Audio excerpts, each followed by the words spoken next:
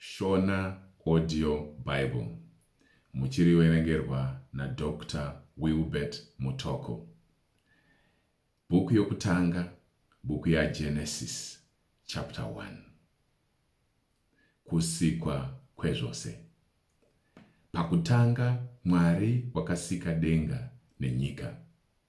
Nyika yakanga isina kugadzirwa, isine chinhu. Rima rakanga riripo pamusoro pemvura yakadzika. Mweya waMwari wakanga achigarira pamusoro pemvura. Mwari akati, chiedza ngachivepo, chiedza chikavapo.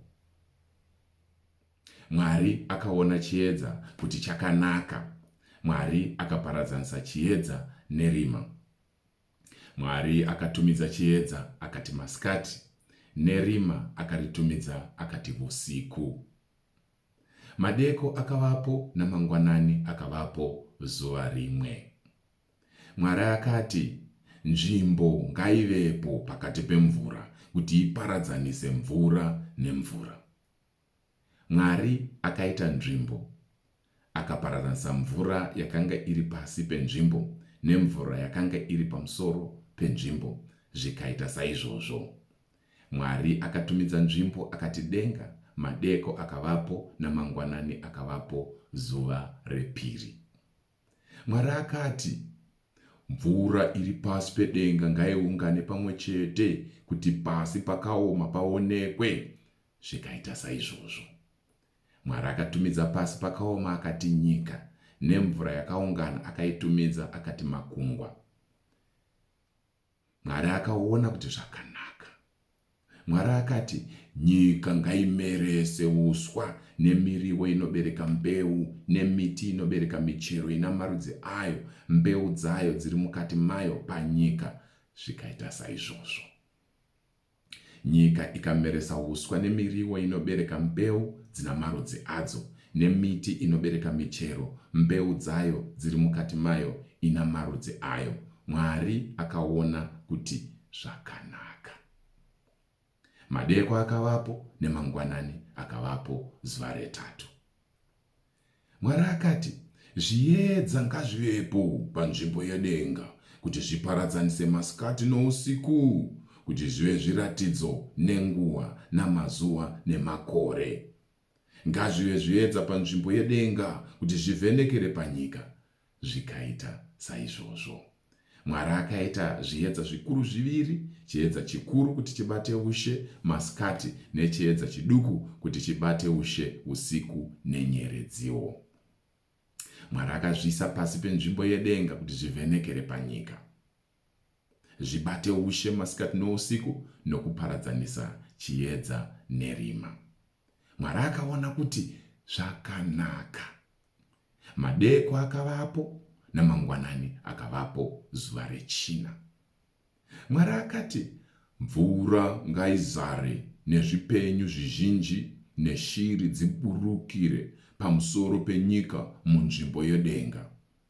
Mwari akasika mhuka huru dzegungwa nezvipenyu zvose zvinokambaira, izvo mvura yakanga izere nazvo zvina marudzi azvo, neshiri dzose dzina mapapiro dzina marudzi adzo. Mwari akaona kuti zvakanaka. Mwari akazviropafadza akati, berekai muwande, muzadze mvura iri mumakungwa, neshiri ngadziwande panyika. Madeko akavapo namangwanani akavapo zuva reshanu. Mwari akati, nyika ngaibereke zvipenyu zvina marudzi azvo, nezvipfuwo nezvinokambaira, nemhuka dzenyika zvina marudzi azvo, zvikaita saizvozvo. Mwari akaita mhuka dzenyika dzina marudzi adzo, nezvipfuwo zvina marudzi azvo, nezvinhu zvose zvinokambaira panyika zvina marudzi azvo. Mwari akaona kuti zvakanaka. Mwari akati, ngatiite munhu nemufananidzo wedu akafanana nesu. Ngave nesimba pamusoro pehowe dzegungwa, napamusoro peshiri dzedenga, napamusoro pezvipfuwo, napamusoro penyika yose, napamusoro pezvipenyu zvose zvinokambaira panyika. Mwari akasika munhu nomufananidzo wake, akamusika nomufananidzo waMwari. akavasika murume nemukadzi. Mwari akavaropafadza. Mwari akati kwavari, berekai muwande, muzadze nyika, mubate ushe pairi, muve nesimba pamusoro pehove dzegungwa nepamusoro peshiri dzedenga napamusoro pezvipenyu zvose zvinokambaira panyika. Mwari akati, tarirai, ndakakupai miriwo yose inobereka, mbeu iri panyika yose, nemiti yose ine michero yemiti inobereka mbeu, kuti zvive zvokudya zvenyu.